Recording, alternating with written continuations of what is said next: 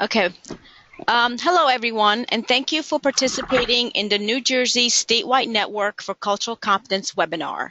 The NJNCC includes a network of over 130 organizations and agencies, and its mission is to facilitate access to equitable and quality services for individuals, families, and communities through culturally and linguistically appropriate service delivery. One of our activities is to offer webinars on a variety of topics in the fall and in the spring. Today's webinar is the impact of cultural competence in the delivery of disability services and supports.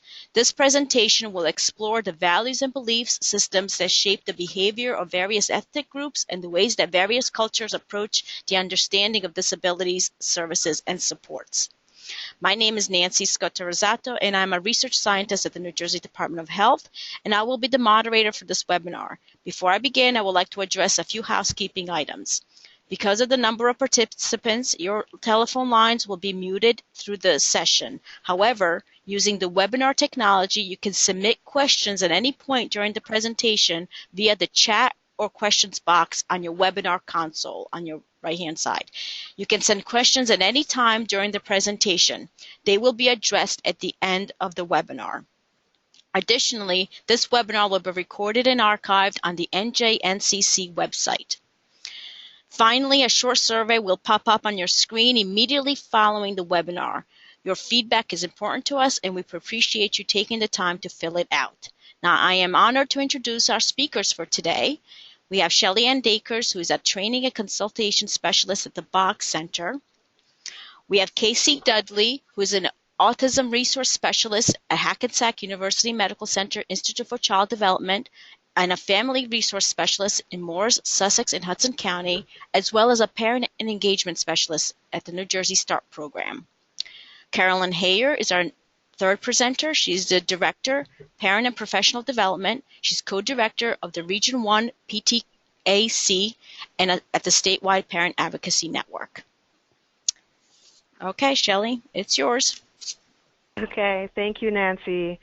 Hello, everyone. Today we're going to review just some information in the beginning because I never want to start anything assuming that everyone who's participating in today's webinar is on the same page. I always realize that we're coming from different areas. Some of us may be new to this, some of us may be working in the system for a long time. So the first couple of slides, I just want to make sure that we get everyone on the same page. So for today's webinar, we're going to focus on the impact of cultural competence in the delivery of disability services and supports.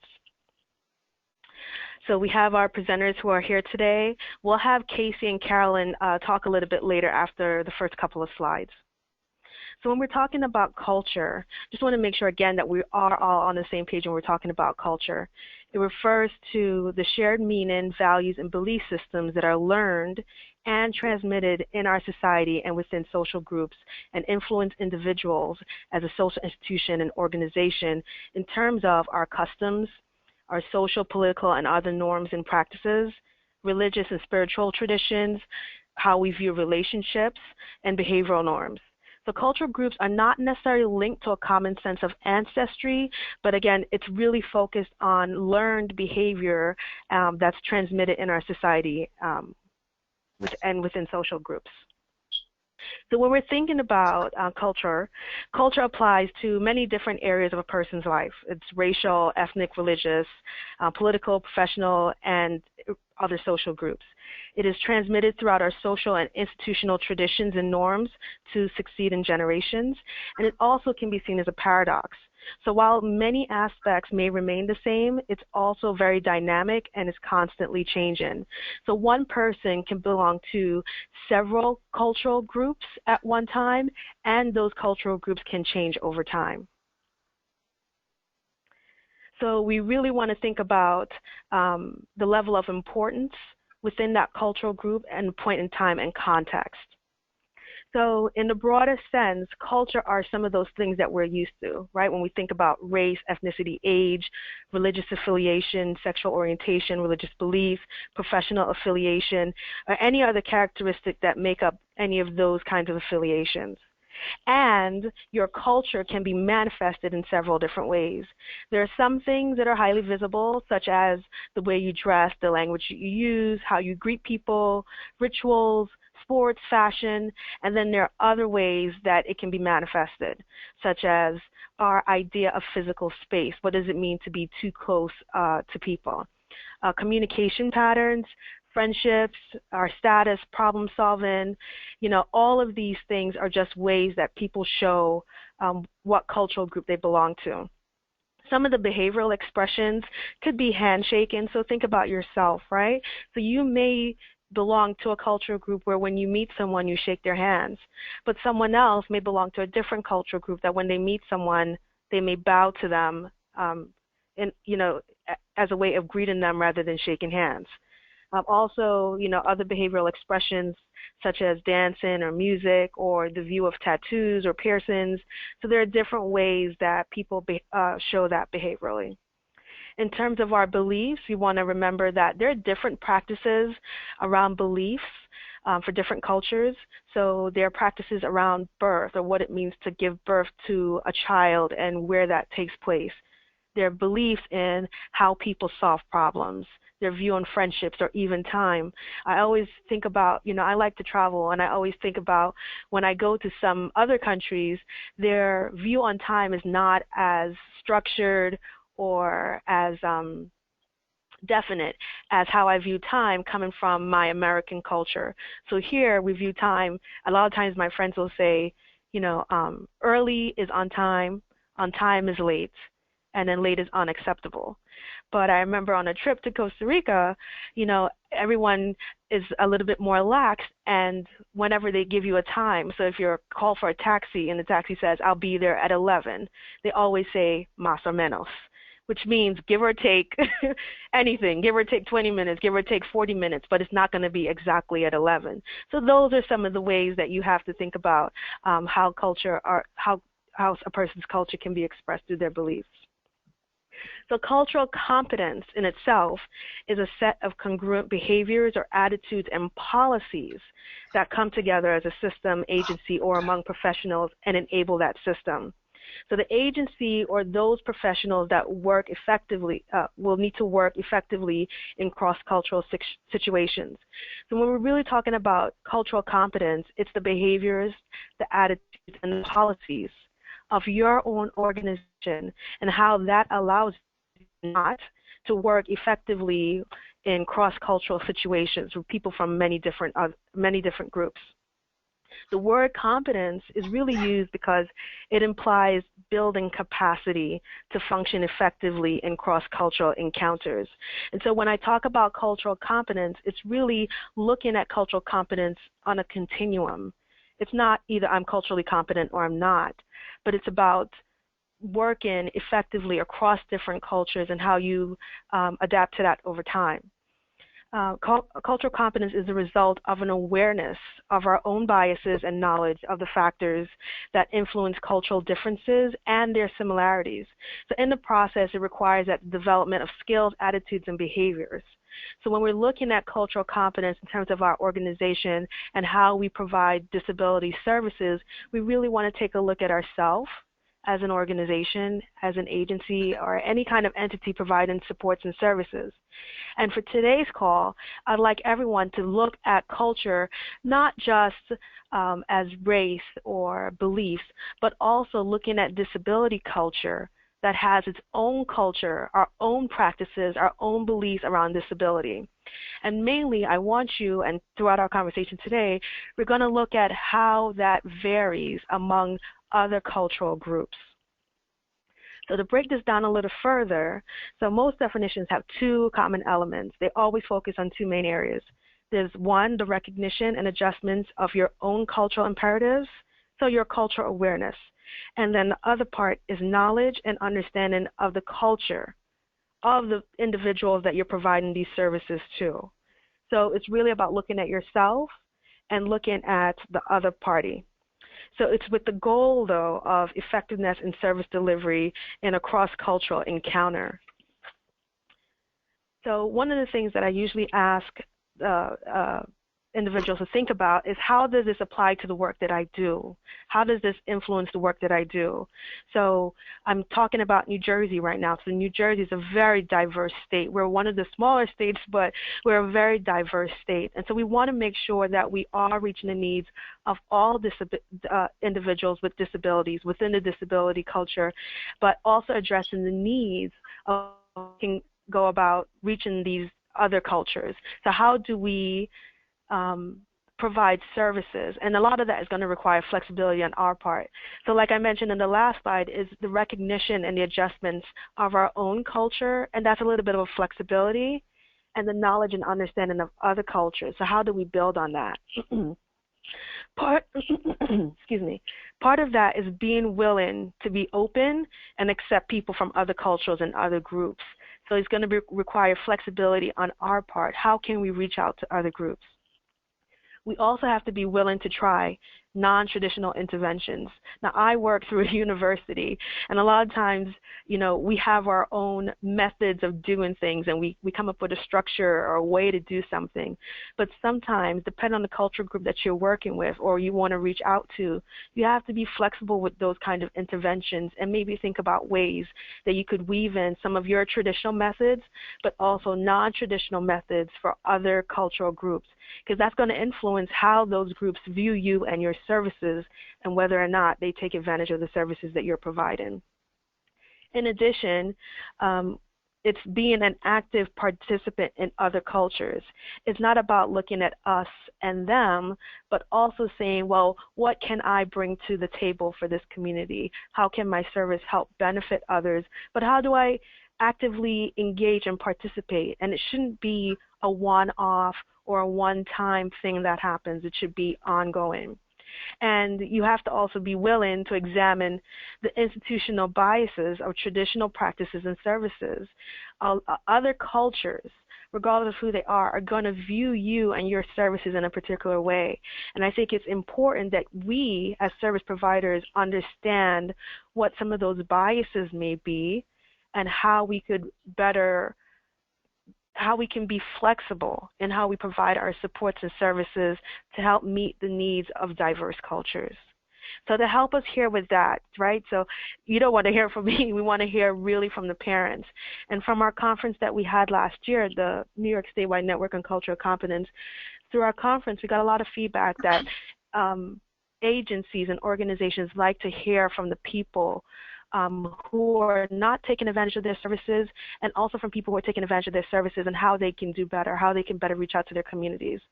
So with that said, I have two parents on the line today, and they have several roles. They're both professionals in this field, and they're also parents with children with disabilities.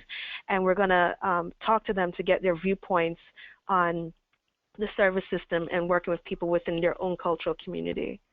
So thank you again, Casey and Carolyn, for joining us this morning. Casey, I'm going to start with you first. So just give us a little bit of a background of who you are and the people in your life that you've been providing supports to who have a disability. Sure, thank you. I appreciate the opportunity. Is everything okay? You can hear me fine? Yes, I can hear you. Thank you. So I have been with the Statewide Parent Advocacy Network for about 2 years now, almost. And what led me to the organization was assistance, actually, some years ago with my sister, who has a intellectual disability as well as psychological, and we had been, going through a lot of different avenues to gain services. So, I inherited the responsibility after the death of my mother to take responsibility for her and make sure that things were, kind of going in the right direction with her schooling. Didn't know anything about the IEP process or access to services for someone with a disability. And interesting enough, with this webinar being about cultural competencies, my sister is actually Spanish.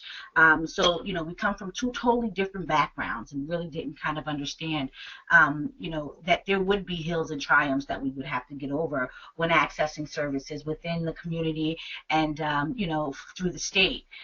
Just moving on further, years ahead, I actually had a son 4 years ago, excuse me, yeah, 4 years ago, and he was diagnosed with autism. So, just seeing both ends of the spectrum of, accessing services has been very, very interesting. And being a professional, it only led me to that, because if I know the information that I know and it can help other families and other parents, why not?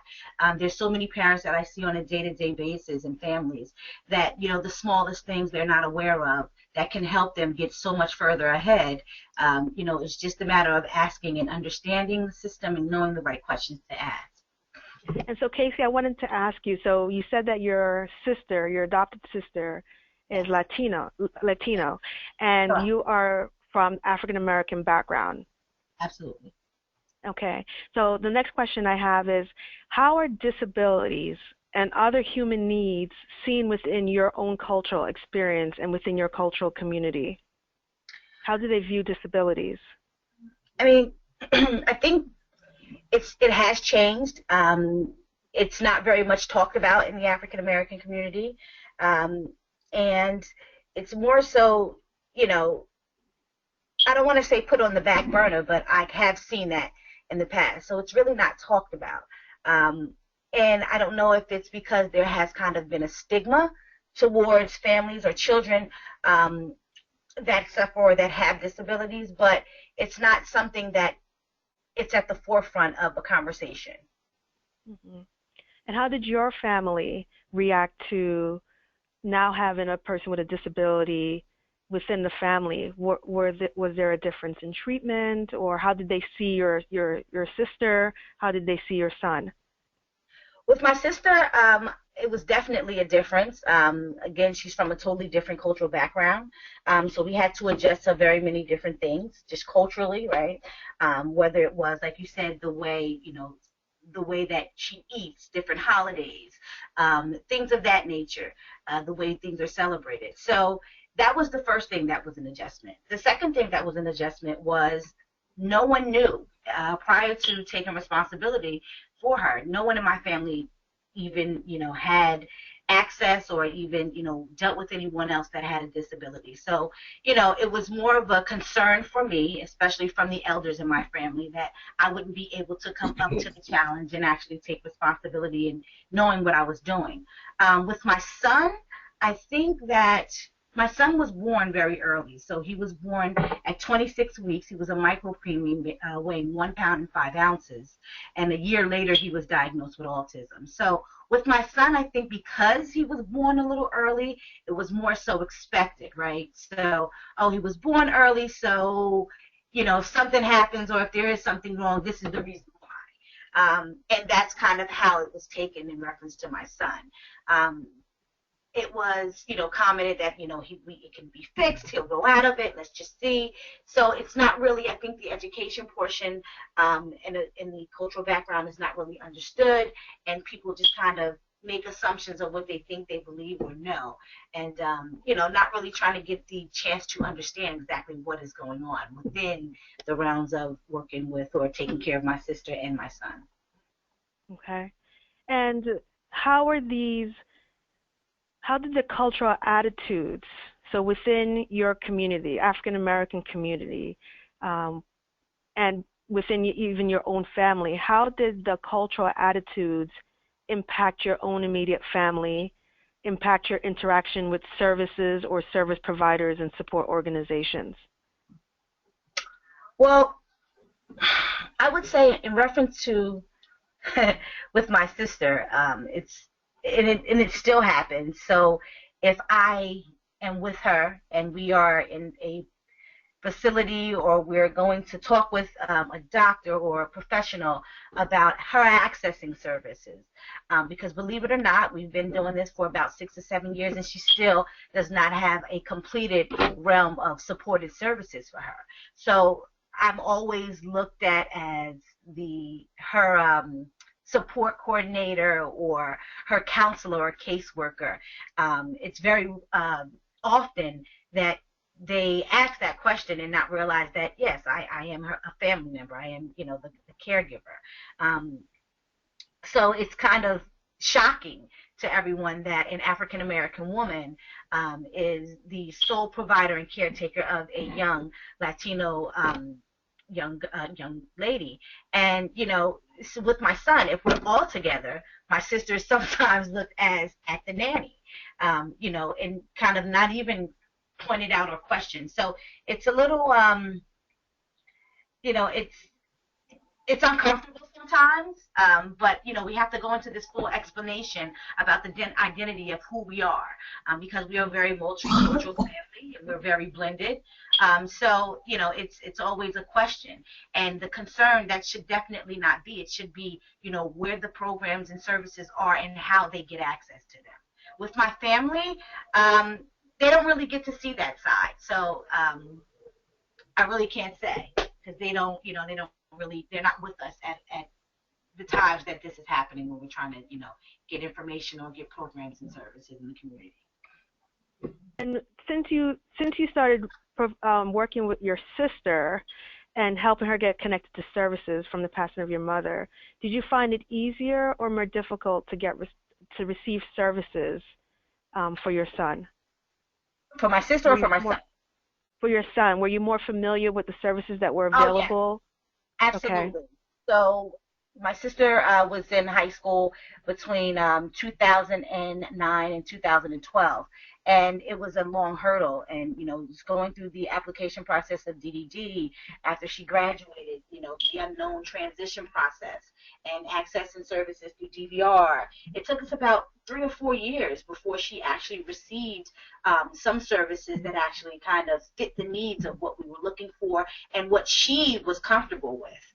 And I did work with SPAN, and prior to that, I was not an employee of SPAN. And when my son was born, and I did become an employee and learned about so many different advocacy techniques and so many different roles to find professionals and services and programs within the state. When it came time for my son, it was a little easier, but there was some challenges because, again, my son was not older. He's 3 years old. So I'm coming from a totally different end.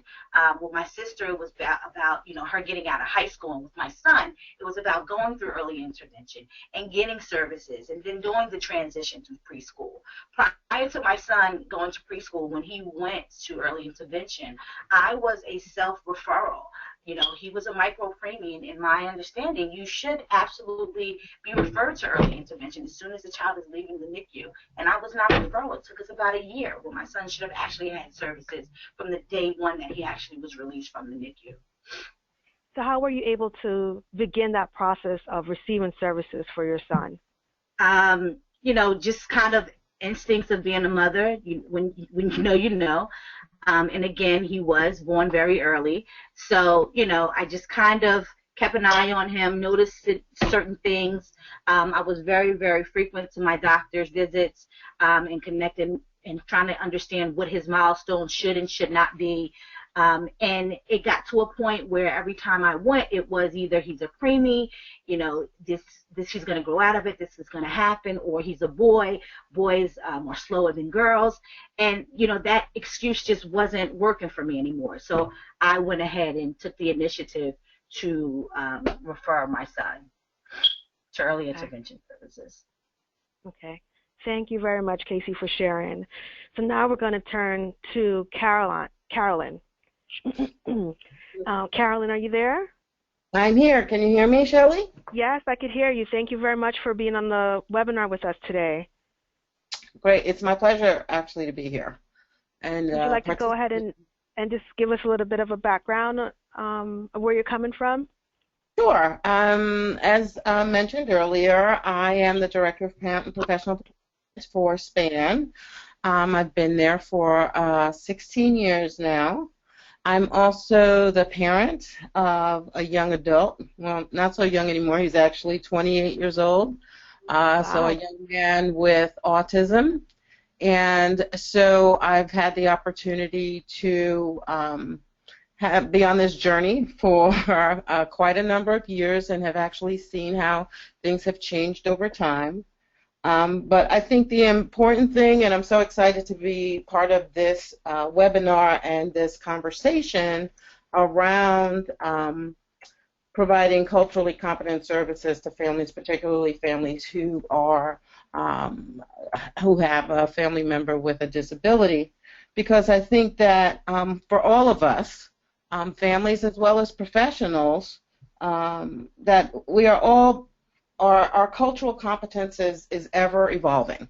As you had mentioned earlier, Shelley, in your presentation, there are so many different aspects to culture, and I think the most important thing is that we all need to be open to learning about and understanding other cultural beliefs and expressions. And I think that the more we can do that, the more we build our competence and the more we're able to better understand people's practices. And when we can develop that understanding, I think it just makes us better able to provide supports and services. I agree with you. I agree with you. So I think this is really an exciting and important conversation. It's interesting because one of the things that we try to talk about at SPAN is, taking on that mantra of nothing about us without us, which is very popular in the advocacy community. But I think it's very important in the context of cultural competence as well, because I think we need to help families in particular to strengthen their voice, and part of that is for them to be able to share their cultural beliefs and feel that they can do that in a safe way, because when we create an atmosphere where families can do that, we're having such a tremendous impact on the services that we're able to provide. And without that, we might have the best of intentions in terms of serving families, but we're not able to meet their needs. So, sometimes we sit around tables as professionals and we think and we say, okay, let's do this, and with the best of intentions of providing supports to families. But we don't involve families in that conversation or in that planning. And then we plan elaborate events that, for whatever reason, no one shows up. And after the fact, we're asking questions. Well, why didn't you come? And as opposed to asking those questions early on in the planning process, and then finding out that the time is not good, or the location is not good, or the day of the week is not good, or something that would have been an easy fix had we taken the time and the opportunity to speak to the people that we are trying to provide supports to. So I think that. Go ahead. I'm sorry, I'm echoing a little bit. Let's get a little bit into your background. So how are disabilities and other humans, because I would like you to, I never assume I know what cultural background people are coming from. I think that's really important to allow the individual to self-identify. So I'll ask you to self-identify like Casey did, and also tell us how are disabilities and other human needs seen within your cultural experience and your cultural community. Well, I'm African American, and so I think it's been a varied experience, and a lot of that is dependent on what we as individuals bring to the table and what types of informal supports may already exist for us. So one thing that I've noted over the years, particularly with my son, who was diagnosed at 2 and is now 28, 25, 26 years ago, when one said my child has been diagnosed with autism, the response was much different than the response now. 26 years ago, most people in my family and my community were not aware of what autism was. And I remember having a conversation with my neighbor who said to me after we shared the diagnosis, "Oh, that's fabulous. He's, he does art or whatever." And sharing the diagnosis with another family friend who asked, "What is that?" And then after I shared that information, she was really just stunned and looked at me and said, "I don't even know what to say to you." And so I remember back at that point in time, it was very difficult to find support because I felt very isolated because I had not met any other families that had a child with a diagnosis of autism. Initially, upon receiving a diagnosis and starting to receive early intervention services, I was told about a support group that I did not attend for about 6 months because in my mind I thought, you know, I'm going to fix this problem and I don't need to go to a support group. Did finally go and found a wealth of support and information and resources, and for me that was had a dramatic impact, having the opportunity to meet other families that had the same diagnosis and were going through some of the same challenges. But one thing that I did note back then, even after getting myself into different support groups and trainings and learning opportunities, I very, very rarely saw any other families of color. And I remember even speaking to my case manager at within the school district. I live in a very diverse community, and I asked her one day, I said, I cannot believe that we're the only family in this town where the child has a diagnosis of autism. And of course she cited confidentiality and really couldn't share that information, but it was literally years before I met another family in my community of color who had a child with a diagnosis of autism. And so that was definitely a struggle for us as a family, to just feel very isolated and not feel that we had a connection to other people that were having our same experience. And that leads me to the next question for you. So how are those cultural attitudes, how did they impact your family and impact your interaction with service and support organizations? I know you mentioned your hesitation with going to the support group, but how else did it impact your interaction with service and support organizations? Well, it did not deter me from reaching out for services because I just felt I had to try to access supports and services whenever and wherever I could.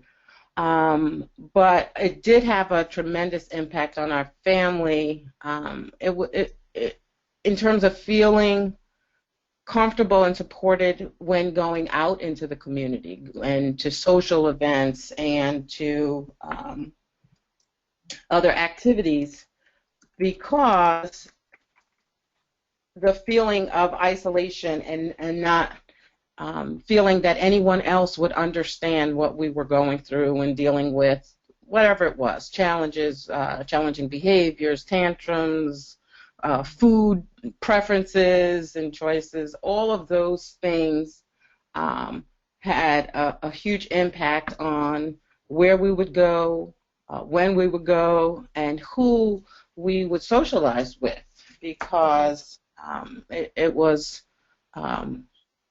it just felt very difficult and isolating. And I think that the turning point was when we came to recognize that it was our obligation to start to educate people on what we were experiencing and how they could help. Because once we started to do that, people were anxious to help. But initially they didn't know, should we offer to help? They didn't know what to offer to help. So once we started to kind of educate, inform, and direct people on how they could support us and help us, that help was absolutely there. Oh, I see. Thank you. Okay, so I'm going to go through a few more slides, and then I want to come back to the parents just to ask a couple more questions. Is that okay? Sure. Okay. So when we're looking at cultural competence, it's really focusing on understanding the different experiences of members of diverse cultural groups. So thank you again, Casey and Carolyn, for sharing your own experiences within your cultural group. The attempts to address those barriers in communication across cultures, and also helps develop professional abilities to work effectively with individuals from various cultures. One of the things that I experienced, I know when I first started in working with the disability population many years ago, was just some things in terms of even my attire when I walked into some communities and how formal I was dressing. And I worked in the South Bronx. I remember doing visits and people associating me with other service providers, and they thought maybe I was coming in not to help or support, but maybe to take away someone's kids or to intervene in some kind of negative way rather than a positive way. So one of the things that I had to do was not dress so formal and to be a little bit more informal, and not to have meetings always in the office, and to be a little bit more informal. And those are just some of the things that I take away. I think another thing that service providers do is we focus so much on the majority of mainstream culture. And so within the DD field, a lot of providers are focusing on how do we help individuals get into the community and into their own homes, right? And what I was working with this Southeast Asian family, and I was talking a lot as a service provider about how can we get this individual into his own home. And the mom had to sit me down one day and say, no, in our culture, you don't move out of the home unless you're married.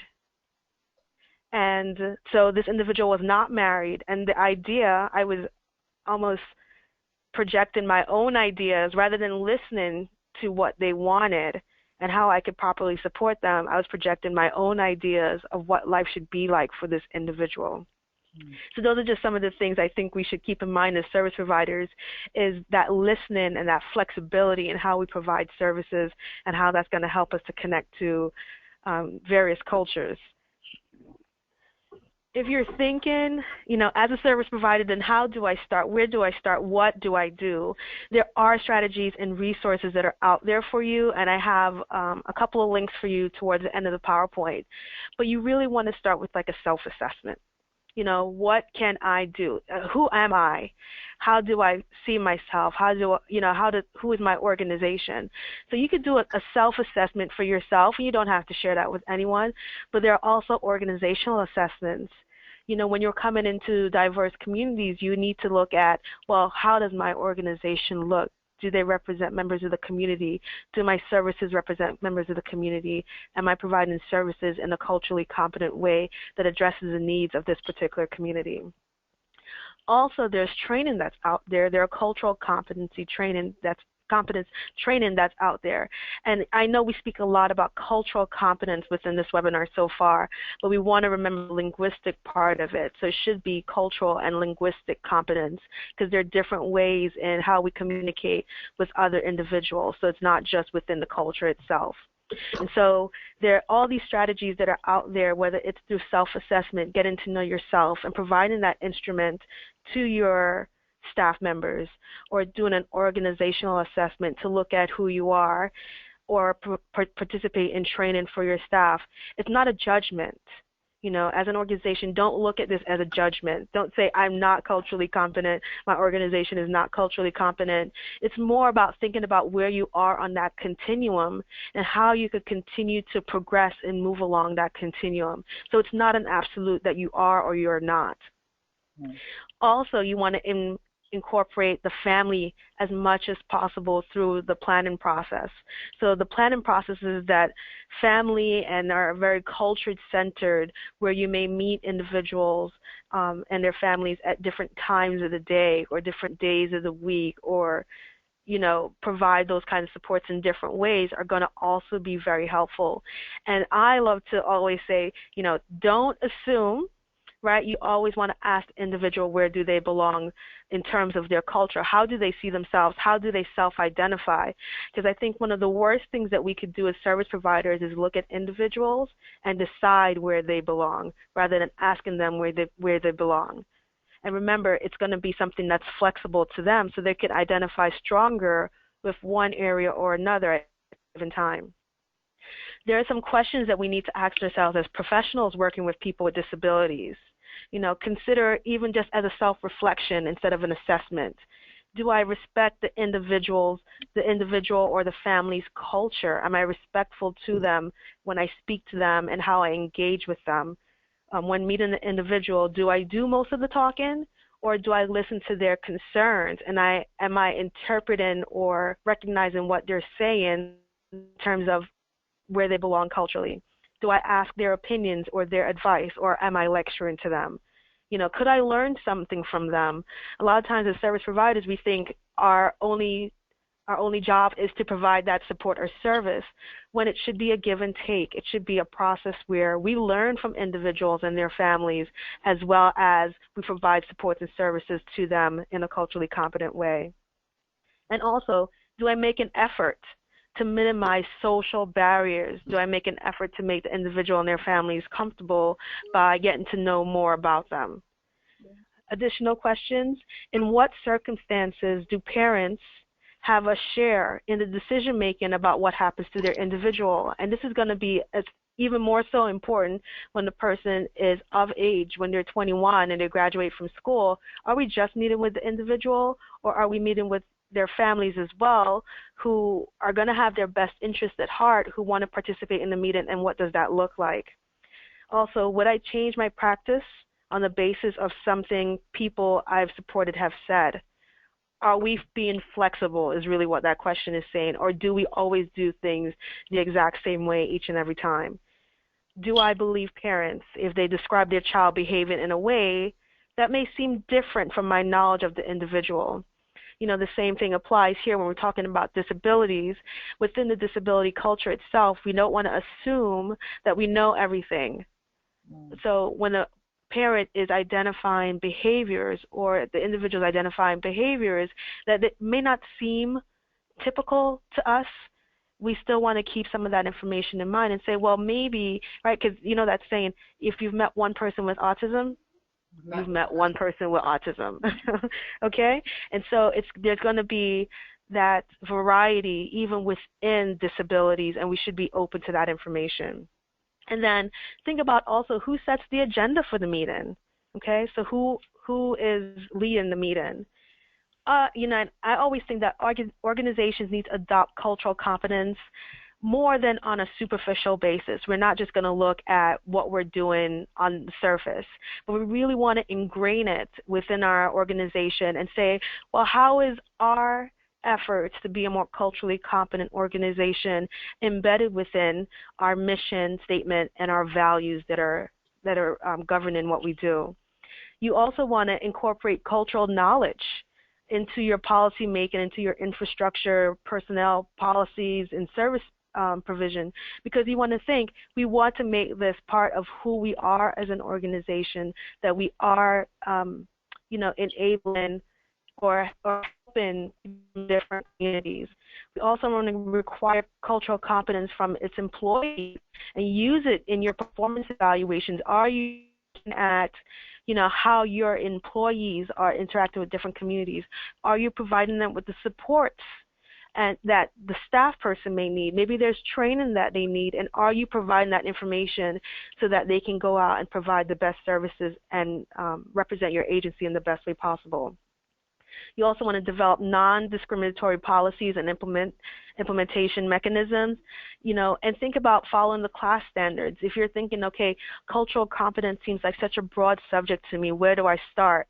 There are the class standards, and it's the national standards for culturally and linguistically appropriate services. They do focus a lot around providing of medical services, but I think a lot of the language that's there can apply to all organizations regardless of the type of service that you provide, even if you don't work within the medical field. And then develop engagement with diverse communities that you serve. How can you engage with those communities, and who do you go to, who do you talk to, identifying those leaders within that community? So as an organization, we need to develop awareness of ourselves and our own value system, awareness of our own assumptions and biases about others, because we have them, right? We all have them. We're not perfect, but we want to be just mindful of those things. Understanding the biases that are in our current practice, being open to differences, being flexible to how we provide our services and our attitude towards the families that we're working with. Also, information about other cultures, looking into how do we learn more about other cultures, where do we find that information, how do we pass that on to our staff, and then modification of existing skills or methodology or intervention or approaches that we may have. So just a couple of things that I would like you to keep in mind. But before we go over that, actually, I wanted to get a final say from the parents. And so, Casey, I'm going to ask you first, thinking about best strategies and practices for service and support professionals and organizations, are there any recommendations that you have as a family member for service providers in terms of best practices or strategies working with your community? Absolutely. I think that we should, as service providers, definitely keep in mind and knowing it's very important to know your audience. So instead of just kind of jumping in to the situation and knowing that some situations can be very similar or parallel to each other, everyone is their own individual, no matter what, race or background or, identity they come from. Not understanding and knowing the person that you're working with can really contribute to a huge barrier of, getting involved with that family and understanding who they are and the needs they will need, what services they will need, in which we can provide, right? So, I can just give you a example that just happened to us last week. My sister went into a service provider for therapy services, for behavioral modification and her psychiatric needs, and she literally walked into the office of the provider. They gave her script and sent her on her way.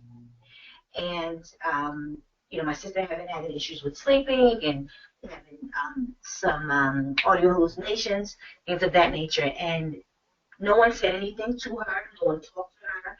No one asked what was going on with her. No one asked how long it has been, what could be causing it. They just gave her a script and kind of sent her on her way. And as a result, she did not get the script filled. She wasn't very trusting of the service provider. She didn't remember to go back. And now it puts up a barrier for the next provider that we try to work with in order to getting her the services that she needs. So I think really kind of understanding and knowing the person, not only, just them as a person, but the background and the history of where they're coming from to kind of get to the closure of the needs for that individual, I think it's very important for all service providers. So that's what I would do. Thank you. And Carolyn, would you like to chime in on that as well? What are some best practices or strategies for service and support for professionals and organizations to use when working with individuals and families from your own culture? I think diverse cultures. Excuse me, just a couple of things. I think that the list that you shared was fabulous.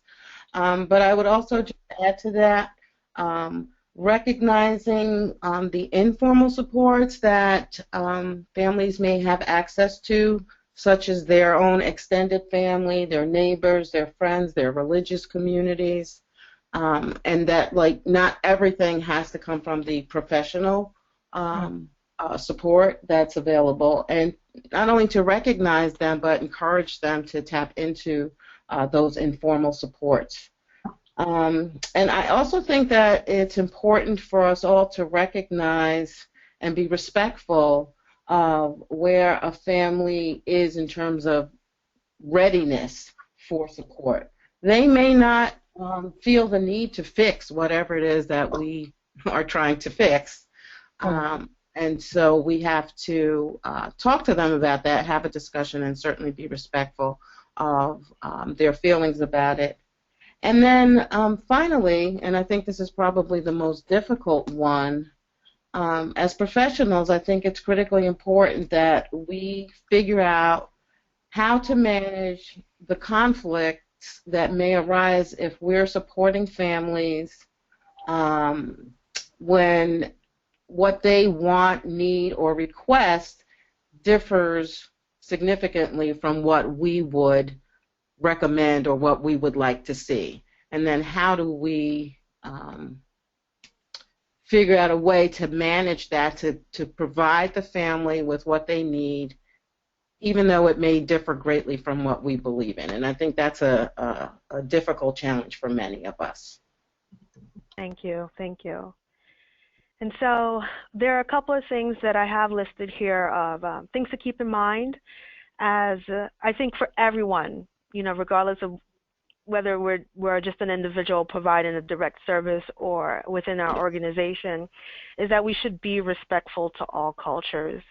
There may be some things that we do where we do not value or dismiss other practices or natural supports, like you mentioned, Carolyn. And so to be respectful doesn't just mean to be respectful or cordial, but also in allowing the families to be where they are in terms of their readiness, like you mentioned, and also taking advantage of those additional natural supports that may be available for them and not dismissing those because they're also very beneficial to the families. Also, understand your own cultural identity. So regardless of who you are, you have your own cultural identity. I've met people that say, well, I don't have a separate culture. I'm an American. But within all of us, it's our own cultural identity, our beliefs, how we communicate, how we dress are expressed in different ways. So understand your own cultural identity, where you're coming from. Find out each person's cultural identification. Ask questions. Do not assume. A lot of times I'll meet people that they'll say, oh, I've worked with someone with autism, so I know what to expect. Don't make that assumption. You really want to dig a little deeper and ask those questions and find out where people are coming from, what culture that they identify to, and think about the context that you're working in. Another point, to support the individual in culturally comfortable ways. So be sensitive to their preferences. If there are times when they cannot meet or if they prefer to meet outside of your work schedule, be flexible. If they prefer to have services delivered in a different kind of way, if they prefer to have, a male or female working with them, if they prefer to, start at a different time period, just support them in how they want to participate in your service, because if people aren't comfortable and if they're not ready to receive those services, they won't accept them from you. So we want to make sure that we are reaching out to the larger community. And periodically, I like to check in. Evaluate your own self and where you are and your level of comfort and your level of knowledge and understanding of the individuals that you're working with. You want to recognize, respect, and respond to within-group differences. So I know we're talking about disability culture in itself. We want to say, if you've met one person with autism, you met one person with autism, and you don't want to say that every single person with autism is going to behave the exact same way. We still want to recognize that there are going to be differences within a disability group, how the group is viewed, types of services that they receive, so we want to be respectful of those within group differences. We also want to elicit expectations and preferences from the individual and their families by asking questions and digging a little deeper. Getting to know the family and the individual that you're working with rather than just start out saying, here are the services that we provide, but actively listening to their concerns and their expectations in terms of service and service delivery. You also want to adapt skills and training that are based on knowledge of cultural values and new information. So as a service provider, you're going to constantly receive new information as you're providing your services and supports. You want to take into account that new information and incorporate it to how you're providing those services. We also want to understand broader societal influences on cultural groups and what that means to that culture. And some of those broader societal influences could be how other groups view this particular group that you're working with. How are they viewed? Even things in the media, things in the news that are happening, that can cause some sensitivity within a group. And so you want to pay attention to what's happening in the larger media, what's happening in the world, what's happening in society that may influence this group and maybe even affect how you're providing services to this individual. And also you want to advocate for different policies and procedures within your organization to address some of those things. And so with that said, I have my last slide here. Just not working. Oh, here we go. With some available resources, and this is just the beginning. Okay, there's lots of resources that are out there to help you move forward, to help you provide culturally competent services to all the individuals within your community. And so the first one that I have on here is a National Center on Cultural Competence. There's so much, there's a wealth of information that is on this website. One of the things that I spoke about earlier was the assessment. They provide self-assessments and organizational assessments that you could use. These things have already been developed. You don't have to recreate the wheel. They've been developed and you could use them for your organization. And they also have the assessments sorted by types of services. So whether you provide medical or health services, etc., they have those different types of assessments that you should take advantage of. The other resource that I have listed is through the NJSNCC, that's the New Jersey Statewide Network for Cultural Competence. Visit our website. There's lots of information that's listed on our website. We're here for you in terms of being added to the listserv. If you're not a part of our listserv and you'd like more information, please feel free to visit our website, connect to us. We have a conference every year. We continue to do webinars, informational webinars for you. And so we have that as a resource in New Jersey and for all, across the United States. And we have a few international people who are actually on the call today, I think. And so, these resources are there for you. We are collecting these resources as they come through. When you get a chance, visit our website, go through the information and see if you'll find anything that'll be useful for your organization. Also, within the webinar, I mentioned the class standards. It's through the U.S. Department of Health and Human Services. It's the last resource that I have listed here. If you go to Think Cultural Health, all this information about the class standards is listed for you. They also make it in very easy to understand formats. Give you like the big bullet points, because there's a lot of information about the class standards, but they have the information posted in different ways for people who are more visual learners, or so take advantage of the class standards information that's listed through the U.S. Department of Health and Human Services. Feel free to visit their website, go through the class standards, and there's lots of information that you can hand out to your staff as well. A lot of times when people think about cultural competence, it can seem like a broad topic. It can seem overwhelming. And where do you start? It starts by understanding that, there needs to be an emphasis on being more culturally competent, about moving along that continuum, and what is that going to look like. So this is the very beginning. Your participation in this webinar today is the very beginning. And with that said, that's the rest of my webinar. If we have any questions, are there any questions? I know we only have 2 more minutes, but Nancy, if you could let me know if you have any questions. I don't see any questions on my end. Oh, you don't? Okay. Yes, we do have a few questions. One of them was, can the parents speak a little bit about the trust and mistrust issues that might be encountered between service providers and families and clients? Okay. Carol, I'm going to ask you to answer that one. Is that okay? Sure, absolutely. I think that's an excellent question, because I think that mistrust is a huge barrier to developing a relationship where the family and the professional can work well together. I think asking questions is the first thing that families could do.